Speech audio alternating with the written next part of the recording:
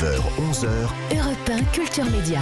Olivier Benkemoun. L'homme qui connaissait les trains, Philippe Googler. Bonjour Philippe Googler. Bonjour. 12e édition, 12e saison des Trains pas comme les autres. C'est ce soir, vous démarrez en gare de France 5. 12 ans déjà. 12 ans, mais j'en reviens pas. Si on m'avait dit ça au début, 12 ans de train.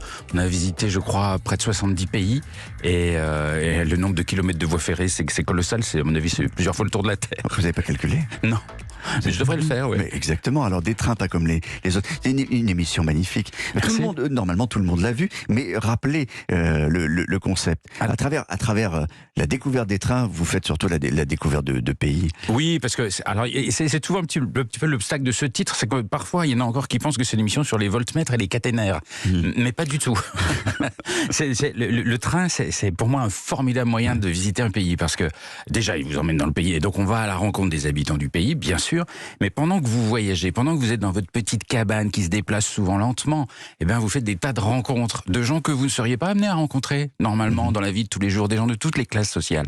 Et donc dans le train, vous rencontrez des gens, vous rêvez à ce qui va se passer par la suite, et puis bien sûr c'est l'occasion de découvrir les pays. Oui, bien sûr. Enfin, nous, quand on parle des cheminots, souvent c'est à travers des grèves, donc forcément ça fait pas rêver. Ça fait longtemps que vous n'avez pas fait une émission sur la France d'ailleurs. Alors, les chemins de fer français. Ben, c'est un très beau sujet. On a des très bons trains. Je vous assure que je rentre de certains pays du monde, je vous assure qu'on a un bon réseau ferroviaire. Ah, ça, j'en suis sûr. Il faudrait faire quelques petits stages. J'ai des adresses. Mais est-ce que c'est un bon sujet pour une émission de télé? Il y a des trains magnifiques en France, vraiment, franchement. Alors après, bon, tout le monde, il y a des contraintes, il y a quelques petites contraintes françaises qui s'ajoutent là-dessus, mais il y a quand même des voies magnifiques, il y a des trains touristiques magnifiques. Il y aurait un bon sujet. Mais le principe de l'émission, c'est de partir à l'étranger. Mais évidemment, surtout pour vous. C'est vous qui voyagez. On va embarquer ce soir au Guatemala. Oui. Terrain de jeu extraordinaire. Et je le dis, terrain de jeu extraordinaire, parce que avant d'embarquer, vous avez dû enquêter. Vous avez enfilé votre panoplie d'enquêteurs pour trouver les trains. Parce qu'officiellement, il n'y en a pas. Enfin, pas de train de voyageurs. C'est vrai. C'est un pays très, très, très bizarre. C'est un pays qui est grand comme le Portugal. Il y a 800 km de voies ferrées et il n'y a pas officiellement un seul train de voyageurs. Donc évidemment, ça nous a excités. Une situation pareille. On est allé voir. Et dans ce pays qui est hérissé de volcans, il y a des volcans partout au Guatemala, 37 volcans, donc 4 sont actifs. Au milieu de tout ça, vous avez d'anciennes voies ferrées. Et sur ces voies, il y a des trucs qui circulent. Il y a des trucs qui circulent. On va en parler. Mais déjà, première étape, trouver la gare.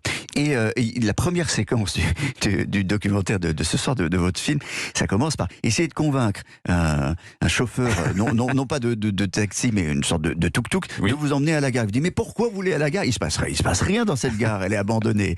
Il fallait trouver la gare. C'est vrai. Il voulait pas y aller parce que plus personne n'y va depuis des années. Mais il y a une gare et il y a une voie ferrée, donc j'ai insisté.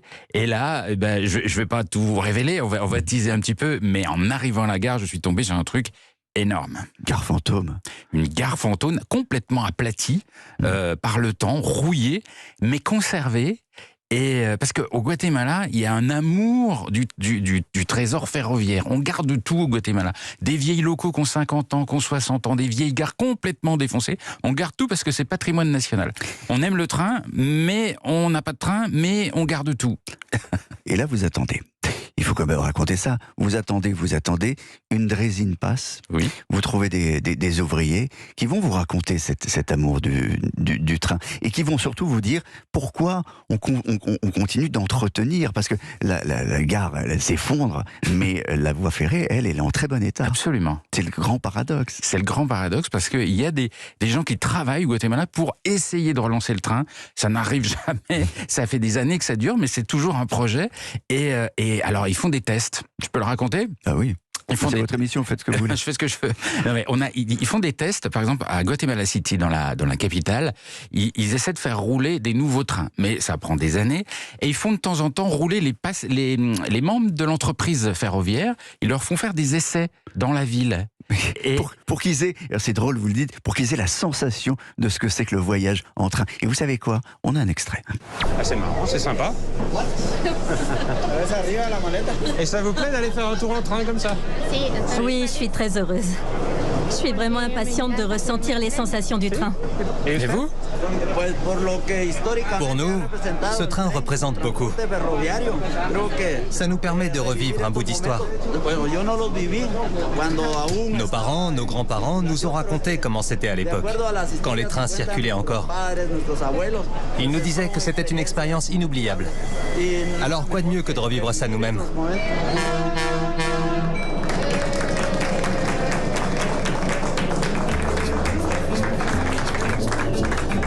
Je vois rarement des gens aussi contents de prendre le train. C'est drôle, c'est vrai. Mais c'est fou. Vous imaginez les auditeurs qui nous écoutent, ils disent, moi je prends le train pour venir de banlieue, je prends le train, un train qui est bondé, en plus il va falloir peut-être que je mette le mâche dedans, etc. Ils viennent d'entendre des gens qui sont heureux de prendre le train. Mais Pierre, vous pouvez pas imaginer le tournage, parce que ils essayaient ce train en ville. Bon, ils l'essaient peut-être une fois tous les 2 mois. Et les gens qui voient le train passer en ville, ils applaudissent, ils s'arrêtent, ils prennent des photos, ils prennent des selfies parce qu'il y a un train qui passe. Comme les gens ne sont pas habitués à voir un train qui passe, le klaxon hurle. On n'arrivait pas à poser des questions. Ils klaxonnaient tout le temps parce que les gens sont au milieu des voies, sont assis, n'ont pas l'habitude de voir passer des trains. Au passage à niveau, il faut envoyer des équipes qui se mettent devant les rails pour expliquer aux automobiles qu'on s'arrête quand un train passe, qu'on ne doit pas forcer le passage parce qu'ils n'ont pas l'habitude. Et c'est une ambiance de fête totale quand un train passe dans cette ville, dans l'espoir qu'un jour le train revient. Mais c'est ça ce que montre votre documentaire. C'est un truc complètement paradoxal, c'est-à-dire que c'est un pays où il n'y a pas de train, mais il y a un culte, il y a un culte du train. Et un pays joyeux, c'est ce que vous montrez aussi. Ouais. J'ai même rencontré des gens qui étaient en train de déjeuner le long de la voie, parce que c'est un endroit où il ne se passe rien, c'est un endroit tranquille, il n'y a pas de train.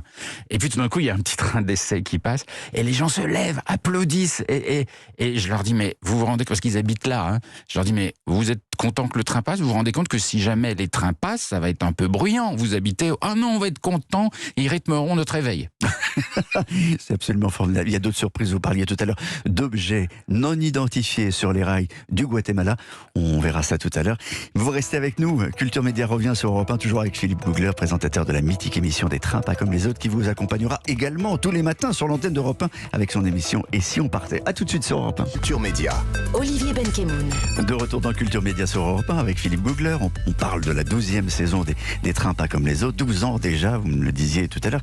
Mais c'est une émission qui existe depuis 1987 sur Antenne 2. Absolument. C'est culte. C'est cultissime. Mais bien sûr. Puis France 2. Mais la grande différence, et c'est vrai qu'on pour certains, on a encore ça dans la tête, c'était des documentaires. Ah oui. C'était pas incarné. Non, ça se faisait pas d'ailleurs. Ça se faisait pas trop. Le ton était assez différent. C'était très sérieux. Il y avait énormément de commentaires. Peu de rencontres, beaucoup d'images, c'était très très écrit, il n'y avait pas de présentateur, mais ça a quand même marqué l'histoire parce que c'est un des premiers documentaires qui était comme ça, une série avec une thématique autour du train, régulière, et avec un vecteur, le train qu'on retrouvait régulièrement. Et l'idée à l'époque était assez originale. C'est marrant hein, à quel point on peut détester le train ici et adorer. Mais vous avez tort de le détester, je vous l'ai dit. Allez, venez faire un tour avec moi en Namibie, prendre le train. Vous savez quel est le retard du train en Namibie en moyenne? 1 jour et demi. Un jour voilà. et demi. Une fois que vous aurez fait un petit stage en Namibie, vous trouverez les trains français formidables. C'est le record. C'est le record. Non, vous savez, le pire retard que j'ai eu, c'est au Canada, parce que là-bas, les trains de voyageurs n'ont pas priorité sur les trains de fret. Donc ils doivent se mettre sur le côté quand il y a un train de fret. Et le pire retard que j'ai eu, c'est 3 jours et demi. 3 jours et demi de retard, le train. C'est pas mal. Vous avez une série qui va démarrer aussi, un documentaire qui va démarrer en Sibérie. Bon, les trains sibériens, il n'y a pas une gare tous les kilomètres. Hein, non, il n'y a pas une gare tous les kilomètres. Il y a une gare, des fois, c'est 7, 8, 9 heures de train entre 2 gares. Mais alors ça, c'est une aventure extraordinaire. Bon, moi, c'était un grand rêve d'aller dans le transsibérien, dans la neige et dans le froid. Et ça, c'est une vraie aventure. Le premier épisode ce soir, c'est donc au Guatemala. Oui. Il y a encore une chose à raconter. À un moment, vous vous retrouvez près de la frontière avec le Salvador. Et là, il y a de quoi être surpris puisque toujours pas de train de voyageurs, on le disait tout à l'heure. C'est un grand pays de rails, mais pas de train. Et en revanche, il y a une occupation des rails assez inattendue, tirée par un cheval, et qui, vous allez rencontrer des personnages qui ramènent du Salvador vers le Guatemala de l'eau potable. Je crois qu'on a déraillé. Ce qui se passe? Comme cette voie est laissée à l'abandon, eh bien parfois les rails bougent et se resserrent. Et donc, nos pushcarros ne sont plus adaptés à la largeur des rails. Alors ça coince. Et donc qu'est-ce qu'il faut faire alors? Il suffit de soulever la planche et de la déplacer un peu plus loin sur les rails. Viens, on va pousser. Ah, c'est pas simple, hein. Je comprends pourquoi ça s'appelle des push-carreaux, parce qu'il faut pousser tout le temps en fait. Ah, oh mon Dieu, j'ai cassé le push-carreau. Push-carreau, j'ai cassé le push-carreau, j'espère que non. J'ai un peu cassé le push-carreau. Mais en fait, c'est une histoire folle. Il y a une voie ferrée abandonnée à la frontière entre le Guatemala et le Salvador. Une frontière surveillée. Hein. Elle est surveillée, on les voit, les militaires. Il y a du militaire, il y a du fusil. Hein. Et du côté du Guatemala, l'eau dans le village n'est pas potable. Du côté du Salvador, elle est potable. Donc ils ont désigné un petit monsieur qui prend un cheval, parce que comme la voie est inutilisée, on va essayer d'en faire quelque chose. Il attache une sorte de planche avec des roues derrière, adaptée comme il peut au rail, et avec son cheval, il va chercher de l'eau potable dans le village du Salvador. Et puis il revient avec ses bidons, mais comme vous l'avez entendu, la voie elle est vieille, elle a bougé, donc des fois elle se resserre, et du coup ça coince les roues, donc il faut soulever la charrette et les bidons d'eau, et puis la poser un peu plus loin, c'est long. Hein. C'est très long, mais c'est très très important. On se rend bien compte dans le documentaire à quel point, au fond, cette voie ferrée est indispensable pour les populations qui sont là, parce que il n'y a pas d'eau. Parce qu'il n'y a pas d'eau. Et c'est à la fois abandonné et en même temps vital. Ça me rappelle un petit train que j'avais vu en Bolivie. C'était une voie abandonnée, mais les villages c'était en haut des Andes. Les villages n'étaient desservis que par la voie ferrée. Si vous vouliez quitter le village, c'était à pied ou en train. Et ils ont failli supprimer le train. Alors les habitants ont dit, on va prendre un bus, on va lui mettre des roues de train, un vieux bus Mercedes des années 80, et ce sera notre train et on va le garder. Et ce vieux bus tout brinque-ballant, il est devenu le lien vital des villages. Et il y a des moments forts comme ça. Oui. Donc ce soir, le Guatemala, ensuite ce sera l'Italie. Oui, absolument. L'Italie, nous irons aussi en République dominicaine, nous irons en Grèce, nous irons en Norvège. Là, je rentre à peine du tournage. En Norvège, on va découvrir le train le plus au nord du monde. Il est à 1000 km seulement du pôle Nord. Il est chauffé? Il est pas chauffé. C'est une question bête, peut-être. Ça vous semble idiot. Il est pas chauffé. Il est un peu pas comme les autres, hein, je vous préviens. C'est le principe de l'émission, normalement. Mais c'est sur l'île du Spitzberg, c'est un endroit incroyable. Qu'est-ce qu'on aime vous raconter quand vous racontez comme ça. Il se trouve que Philippe Googler, on vous retrouve tout cet été sur Europe 1 avec cette façon magnifique de raconter les choses. En Géorgie, du côté des montagnes du Caucase, on est géographiquement encore en Europe et pourtant un peu au bout du monde. Quand on parle de la Californie, on pense à Hollywood, Los Angeles, la Silicon Valley. Une des scènes les plus troublantes à laquelle j'ai assisté en Inde, c'était au bord du Gange, à Varanasi. Pour les hindous, le Gange est un dieu. En Argentine, il y a un des trains les plus spectaculaires de la planète. Il monte très très haut. J'étais au nord-est du Québec, dans une région complètement glacée pendant tout l'hiver, où les températures peuvent descendre fréquemment à -30. Une de mes îles préférées aux Philippines, c'est l'île de Coron. Une île, mais surtout des falaises vertigineuses qui surgissent de l'eau turquoise, de la jungle luxuriante, de la mangrove, dans laquelle flottent de ci de là des bois morts. Mais pas si morts que ça. Et pas si mort. Il y a une façon de raconter. J'adore Philippe Googler. C'est très gentil. Globetrotter, cet été, donc ça va ressembler à quoi ce matin, tous les matins entre 10h30 et 12h? Ça va s'appeler Si on partait. Et ça va s'appeler Si on partait. Et il y aura beaucoup d'histoires comme celle-là. On va raconter 1000 histoires. Et puis chaque jour un pays différent.